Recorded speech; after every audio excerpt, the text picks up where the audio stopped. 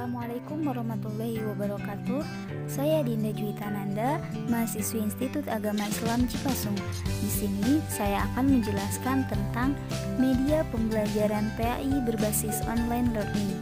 Nah, nanti juga akan dibahas oleh rekan-rekan saya mengenai apa sih itu kelebihan dan kekurangan media pembelajaran PAI berbasis online learning ini, lalu langkah-langkah penyusunannya bagaimana, cara yang bagus atau menarik itu seperti apa.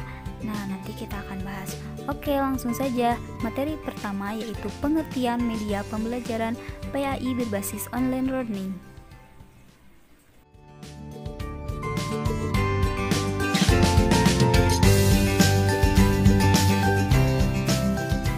Pembelajaran PAI berbasis online.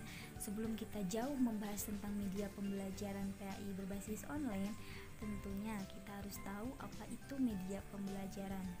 Media pembelajaran dalam perspektif pendidikan merupakan instrumen yang paling strategis untuk menentukan keberhasilan proses belajar mengajar, sebab keberadaan media secara tidak langsung memberikan dinamika tersendiri terhadap peserta didik.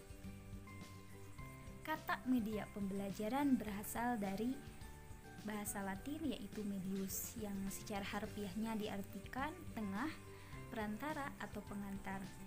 Menurut Gerlach dan Eli mengatakan bahwa jika dipahami secara global atau secara umum, media itu adalah manusia, materi ataupun kejadian yang membangun kondisi yang membuat siswa mampu untuk memperoleh pengetahuan, keterampilan ataupun sikap. Dan secara umumnya seperti ini. Ini gambaran secara umumnya. Saya pergi ke pasar naik sepeda motor. Nah, sepeda motor itu adalah alat media, alat bantu untuk mengantarkan saya ke pasar. Itu gambaran secara umumnya. Maka dari itu, kesimpulan dari media pembelajaran itu adalah alat bantu untuk penyampaian materi kepada peserta didik. Nah, di sebelah saya ada gambar seorang guru yang sedang menjelaskan tentang Pancasila kepada siswanya. Nah, guru ini membawa alat media, alat bantu seperti miniatur Pancasila, yaitu untuk membantu menjelaskan agar penjelasannya itu lebih jelas kepada peserta didiknya. Nah, jadi di samping itu media pembelajaran pun mempunyai fungsi tersendiri. Nah, menurut para ahli, media pembelajaran itu mempunyai fungsi yang pertama yaitu fungsi atensi, yaitu menarik perhatian siswa agar tetap fokus terhadap pelajaran yang sedang kita pelajari. Jadi misalnya nih, kita sebagai guru, oke anak-anak, sekarang kita belajar tentang alat pernapasan manusia. Nah, terus kita tuh bawa alat bantu, misalnya kayak tengkorak-tengkorak yang organ tubuhnya suka kelihatan. Nah, itu kita bawa itu untuk menarik perhatian siswa. Yang kedua yaitu fungsi afektif, yaitu memberi kenyamanan kepada siswa. Kita membawa alat media untuk membantu penjelasan yang sedang kita paparkan. Nah, siswa itu ketika sudah tertarik perhatiannya, dia akan nyaman.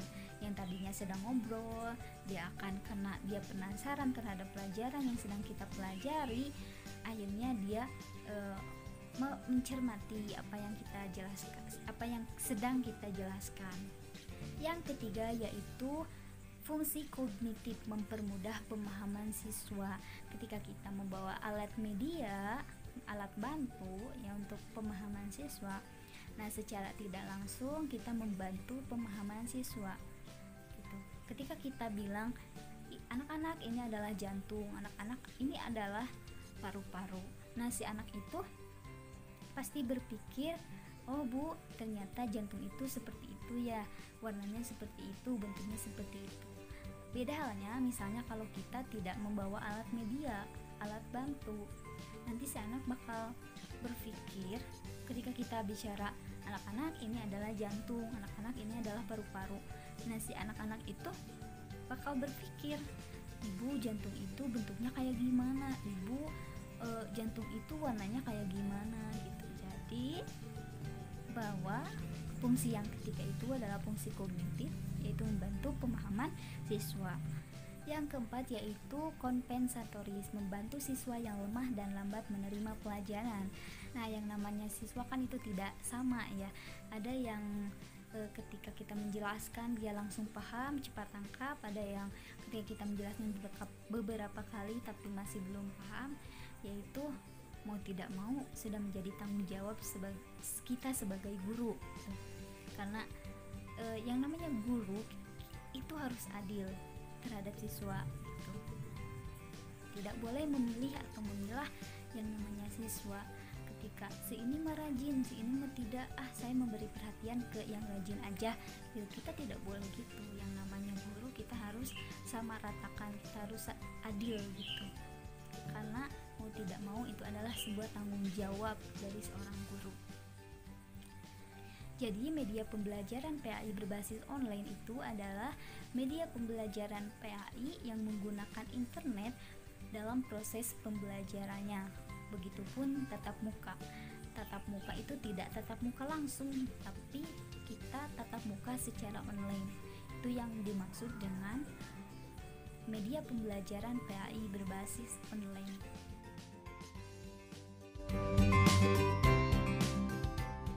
Nah, jadi itu penjelasan dari pengertian media pembelajaran PAI berbasis online learning. Gimana nih teman-teman, sudah pahamkah mengenai apa itu media pembelajaran PAI berbasis online learning? Jika teman-teman masih belum paham, teman-teman bisa bertanya di kolom komentar ya. Oke, next materi yang kedua yaitu jenis-jenis media pembelajaran PAI, yang nantinya kita akan tahu jenis media seperti apakah yang cocok, yang menarik untuk media pembelajaran PAI berbasis online ini. Materi ini akan dijelaskan oleh Irnawati. Nama saya Irnawati. Di sini saya insya Allah akan menjelaskan tentang media pembelajaran yang menarik, yang cocok tentunya untuk pembelajaran PAI berbasis online. Nah, kita harus tahu terlebih dahulu apa saja jenis-jenis media pembelajaran. Yang pertama, media audio. Jenis media audio ini berfungsi untuk menyalurkan pesan audio dari sumber pesan ke penerima pesan. Media ini berkaitan erat dengan indera pendengaran. Dilihat dari pesan yang diterima, media audio ini dapat menyampaikan pesan verbal, bahasa lisan, atau kata-kata maupun non-verbal, yaitu bunyi-bunyian atau vokalisasi. Contoh media seperti ini adalah radio, tape recorder, telepon, robot laboratorium. Hubungan media ini dengan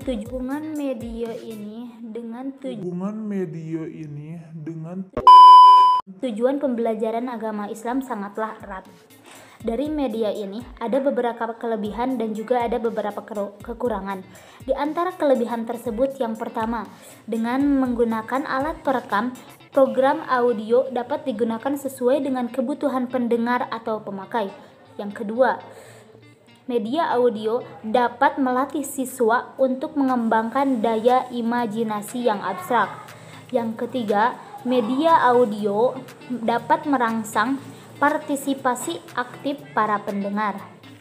Yang keempat, dapat mengunggah rasa ingin tahu siswa terhadap sesuatu, sehingga si siswa dapat merangsang kreativitasnya. Yang kelima, dapat menanamkan nilai-nilai positif dan sikap-sikap positif terhadap para pendengar. Nah, itu tadi yang 5 tadi adalah kelebihan dari media audio. Ada juga beberapa kekurangannya, diantaranya pertama yaitu sifat komunikasi satu arah, one way communication. Dengan begitu, sulit bagi para pendengar untuk mendiskusikan hal atau sesuatu yang sulit dipahami. Yang kedua, lebih banyak menggunakan suara atau bahasa verbal. Nah, ini suara verbal kan hanya dapat dipahami oleh tingkatan penguasaan kata.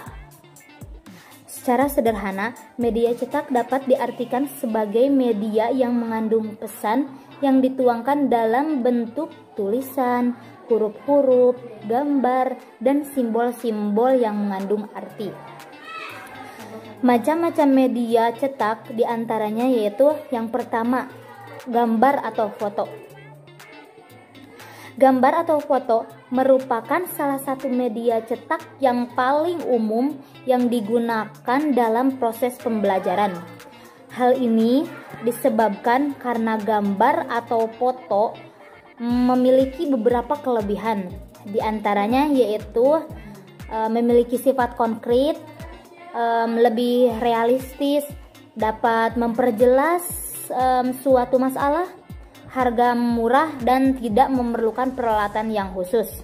Gambar atau foto selain memiliki kelebihan, gambar atau foto tersebut juga memiliki kelemahan. Di antaranya yaitu hanya menekankan persepsi indera mata dan ukurannya sangat terbatas untuk kelompok besar. Yang kedua yaitu diagram. Diagram adalah gambar yang sederhana yang menggunakan garis-garis dan simbol-simbol untuk menunjukkan suatu hubungan antara komponen atau menggambarkan suatu proses tertentu.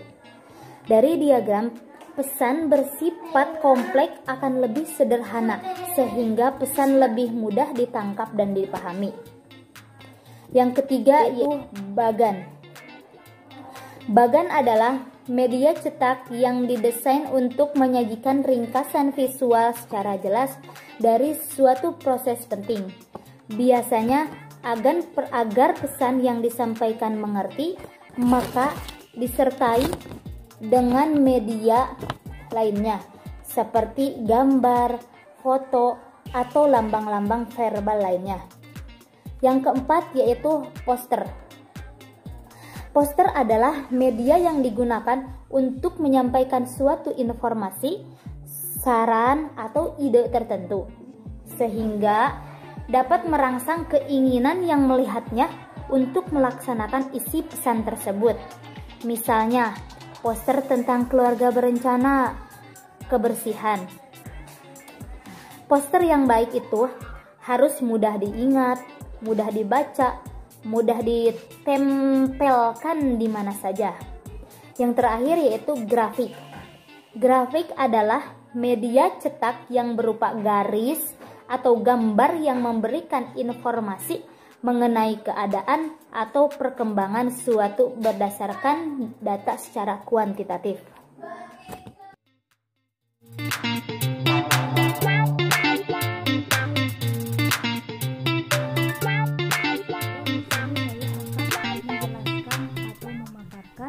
Kelebihan dan kekurangan belajar online. Setelah virus corona ini berubah menjadi pandemi, pemerintah mengeluarkan beberapa kebijakan. Selain pemerintah menghimbau untuk tetap di rumah saja, pemerintah juga memberhentikan pembelajaran di sekolah atau kampus. Jadi akibatnya beberapa sekolah atau kampus saat ini mengadakan pembelajaran online di rumah. Apa saja kelebihan pembelajaran online? Yang pertama, melatih kepercayaan diri. Karena kita belajar tanpa harus bertatap muka, jadi kita bisa berpendapat sesuai apa yang akan kita sampaikan. Berpendapat di situ bisa menyebabkan atau menghilangkan rasa gugup kita. Yang kedua, kita bisa sambil bersantai di rumah. Maksudnya gimana? Beda halnya dengan pembelajaran di sekolah. Pembelajaran di sekolah atau di rumah sangatlah beda. Pembelajaran di rumah secara online kita bisa belajar sambil rebahan, sambil nonton TV, sambil makan, juga bisa sambil membantu orang tua. Contohnya menjaga warung. Yang ketiga, pelajaran lebih mudah untuk dipahami. Kalau kita belajar di sekolah, guru hanya menerangkan satu kali. Beda halnya dengan pembelajaran online. Kalau pembelajaran online, kita lebih bisa memahami. Contohnya, kita bisa memahami atau menyimpan file-file yang berguna atau dokumen untuk kita pelajari sampai kita paham. Yang keempat, hemat biaya. Ketika kita belajar di rumah, sudah pasti biaya sangat hemat. Contohnya, kalau belajar langsung tatap muka, kita mengeluarkan biaya. Contohnya seperti kita naik angkutan umum, kan itu memerlukan biaya. Atau kita naik motor sendiri tapi harus isi bensin, kan itu merupakan biaya. Yang terakhir, melatih kemandirian atau kreativitas diri. Berbeda dengan belajar sistem tatap muka di kelas, belajar online ini kita bisa lebih kreativitas. Contohnya, mau presentasi kita membuat video. Atau contoh seperti ini. Kita pelajaran matkul, contohnya mata kuliah teknologi, yaitu kita dengan cara harus membuat video tiap kelompok. Yang selanjutnya, apa saja kekurangan belajar online? Yang pertama, banyaknya tugas. Banyaknya tugas yang diberikan oleh guru kepada murid bertujuan agar mereka lebih mandiri. Banyaknya tugas membuat para murid menjadi stres. Karena setiap kali pertemuan itu terkadang diganti oleh tugas. Jadi proses belajar mengajarnya cenderung kepada titik pelatih. Yang kedua, borosnya kuota internet. Dengan belajar di rumah, kita memerlukan kuota internet. Dan di Indonesia masih banyak kuota internet yang mahal. Ini menjadi proses penghambatan untuk kita belajar online di rumah. Bahkan kebanyakan untuk membeli kuota tersebut menggunakan uang jajan.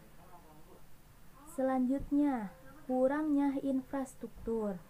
Tidak sedikit dari kita berasal dari desa-desa terpencil, yang bahkan di rumahnya tidak mengenal sedikit dan bahkan ada, namun masih sedikit sinyalnya. Contoh di rumah saya, kan saya berasal dari kampung. Emang di sini itu banyak sinyal, tetapi kalau hujan sinyalnya suka gak ada, tiba-tiba hilang. Yang selanjutnya, miskomunikasi. Tidak sedikit dari kita yang mungkin belajar online-nya sedang dalam perjalanan, bahkan ketiduran, atau bahkan sedang acara keluarga. Ini merupakan suatu hambatan untuk kita belajar online, yaitu kita bisa ketinggalan informasi. Contoh halnya dengan sepertinya merubah jam pelajaran atau informasi-informasi yang mencangkup pembelajaran tersebut. Terima kasih. Wassalamualaikum warahmatullahi wabarakatuh.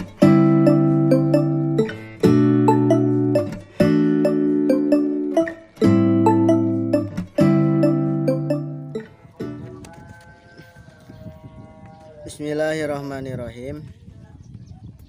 Baik, di sini saya akan sedikit menjelaskan bagian C, yaitu langkah-langkah penyusunan program sistem pembelajaran PAI berbasis online. 1. Rencana awal. A. Mengidentifikasi tujuan, kebutuhan, dan masalah yang muncul dalam pembelajaran PAI.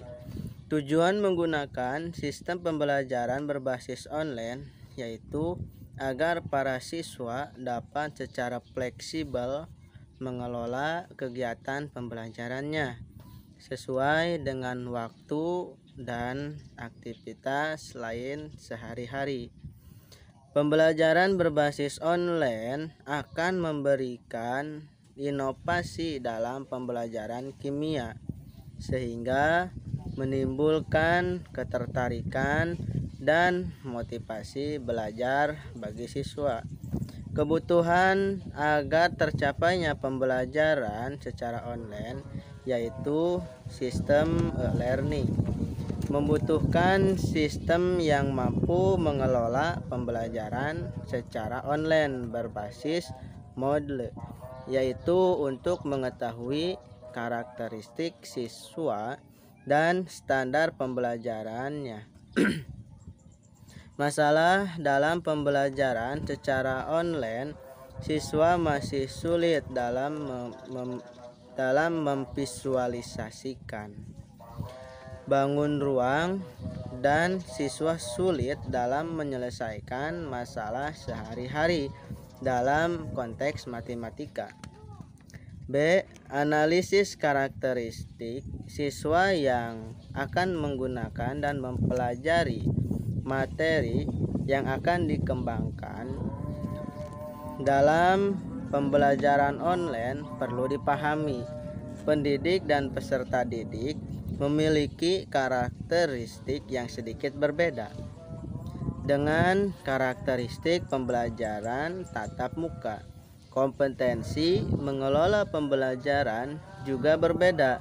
Oleh karena itu, konsep peserta didik yang mandiri dewasa memiliki motivasi diri, disiplin diri, dan berorientasi tujuan merupakan karakteristik peserta didik pada pendidikan jarak jauh klasik yang kini telah berubah secara sosial dengan mediasi aktivitas online.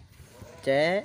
Mempertimbangkan strategi pembelajaran PAI.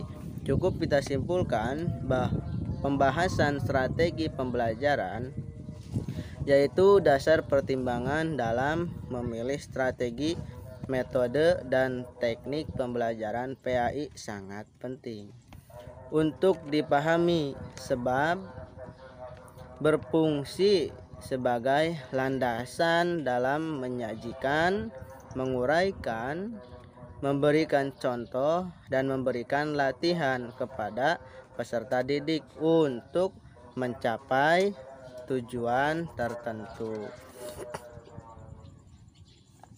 2. Menyiapkan materi. A. Materi dan metodologi pengajaran PAI. Saya ambil satu materi yaitu fikih tentang wudhu. Fikih berarti ilmu yang menerangkan tentang hukum-hukum syara yang berkenaan dengan amal perbuatan manusia yang diperoleh dari dalil-dalil tafsir. Fikih adalah salah satu bidang ilmu dalam syariat Islam yang secara membahas persoalan hukum yang mengatur berbagai aspek kehidupan manusia, baik kehidupan pribadi, bermasyarakat, maupun kehidupan manusia dengan Tuhannya. Fikih membahas tentang bagaimana cara beribadah, tentang prinsip rukun Islam dan rukun iman, dan hubungan antara manusia sesuai dalil-dalil yang terdapat dalam Al-Quran dan Sunnah. Dalam Islam terdapat 4 madhab imam yaitu 1. Imam Syafi'i, 2. Imam Hambali, 3. Imam Maliki, dan 4. Imam Hanafi. Dari keempat madhab tersebut terdapat 4 imam yang mempunyai pendapat berbeda-beda dalam pembahasan fikih.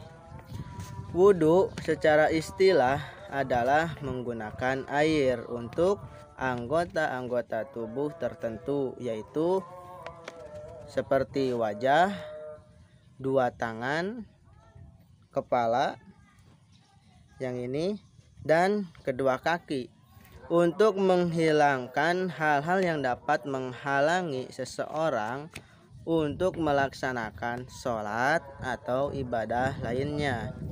Wudhu mensucikan diri dari hadas kecil agar dapat mengerjakan ibadah-ibadah yang disyariatkan untuk berwudhu terlebih dahulu. Metodologi pembelajaran PAI. Saya ambil dua metode demonstrasi. Metode demonstrasi adalah cara penyajian bahan pembelajaran dengan meragakan atau menunjukkan kepada siswa suatu proses